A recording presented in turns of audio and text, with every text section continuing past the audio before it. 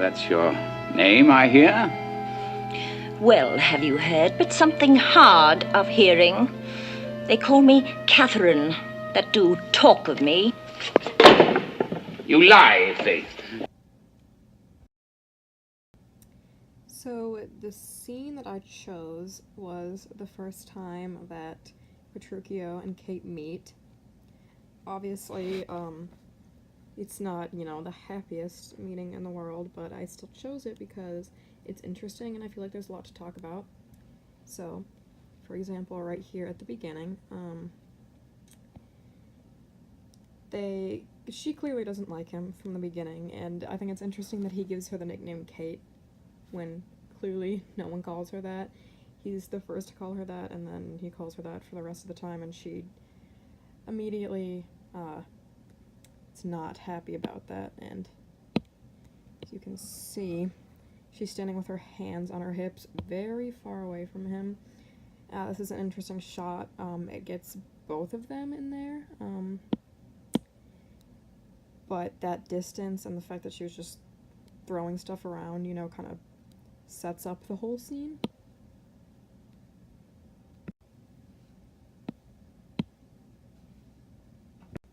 For you were called plain Kate and bonny Kate, and sometimes Kate the Cursed. But Kate, the prettiest Kate in Christendom, Kate of Kate Hall, my super dainty Kate. For dainties are all Kates. So, there is more kind of development with the two of them. So he just goes on and, is blabbing or whatever, and she is clearly not having it. I mean, she just grabs something to possibly throw at him or hit him with, and he just keeps calling her Kate, Kate, Kate. I don't know why he thinks this is like a good method. Anyway, let's keep going. And therefore, Kate, take this of me, Kate of my consolation, hearing thy mildness praised in every touch. So that was clearly intentional. She throws something at him right as he calls her mild. It's pretty funny. Thy virtue spoken of and thy beauty sounded, yet not so deeply as thou dost deserve. Myself... So here he goes, trying to woo her with his words. He thinks he's such a good speaker or whatever, but clearly you can tell from her face it's not really working very well. Am moved to woo thee for my wife. Moved? So that's a funny part to me, the way that she says that, and her face. I mean, it's a close-up of her, she's the only one in the camera. We can clearly see what's going on in her head through her acting. I mean, Elizabeth Taylor is an amazing actress. You can pretty much always tell what her character is thinking. In good time. Let him that moved you hither remove you hence. I knew you were the first. You were immovable. Why? What's immovable? A stool. Right there. Then sit on. So that's an interesting part because, I mean, at first, their first meeting, she's already being, she's already showing him, what she's made of. And that kind of temper is always there, and it only really goes away at the way end. I mean, we see her protesting this way throughout the film. I mean, think of when she hits him on the head with a pan, when she's at her house, stuff where she's at his house, stuff like that. But then this next moment is also interesting. Me? Oh! Asses are made to bear, and so are you! Women are made to bear, and so are you. Not such a load as yours! Me, you mean? Nay, come, good Kate, I will not burden thee, knowing thee to be but young and light. Too light for such a swain as you.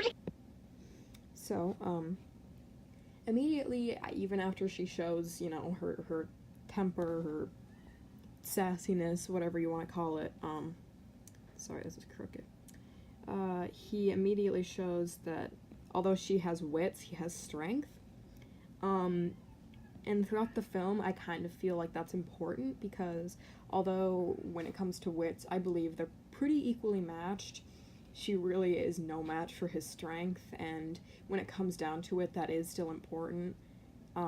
He's more powerful than her in a lot of ways. I mean, you see how he's able to keep her from eating or sleeping. I mean, he can hold her down physically. There's the part later when they're laying in like the bed of wool and he's like gripping her and she can't move and he literally hurts her. I mean, she's limping afterwards. So, I mean, despite the fact that she's strong-willed, she just isn't a match for the fact that he's physically stronger. Catch. Father, this man! That's funny to me. She manages to trick him, which goes back to what I was saying about her, you know, probably being smarter than him. I mean, definitely she's smarter than him, but in the end, that just isn't really enough. And then she runs away.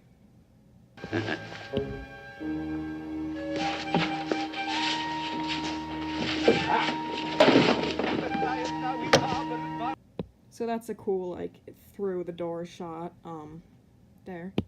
Vincentio, my father, had no less than 3 great argosies, besides 2 merchant ships, And there's another, kind of moment where the camera work is interesting because, it's, you know, like, it's from his perspective, you see him looking through. And then what follows this is the big chase scene, which I kind of wanted to go into more detail about, but it's very, very, very long. It's just him following her, basically tormenting her for her entire day, which ends with her, you know, walking on the roof because she hates this guy so much. And he still, at the end, insists that they're getting married, so that's that. Alright, so, as you can see, I did a little bit with my cat here because he's really cute, but what I was saying was that as you can tell from the scene, I mean, the camera work is pretty simple. There's no, like, really dramatic angles, dramatic shots, crazy lighting, anything like that. It's just, you know, the scene is between the two of them, so it makes sense that really the camera is either focused on both of them and their interactions, or, you know, just one of them at a time. Particularly we see, you know, her disgusted reactions, and even with him you can kind of see that he's wondering what he got himself into. So there's some nice lighting back there from the window, which I really like. I think that's cool. Other than that, the set is pretty simple. I mean, it just looks like, you know, a pretty dully furnished house. So the lighting is pretty good on both of them. I also talk a little bit about the costumes. They're pretty, all of them are pretty, you know, colorful, Renaissance, medieval sort of vibes.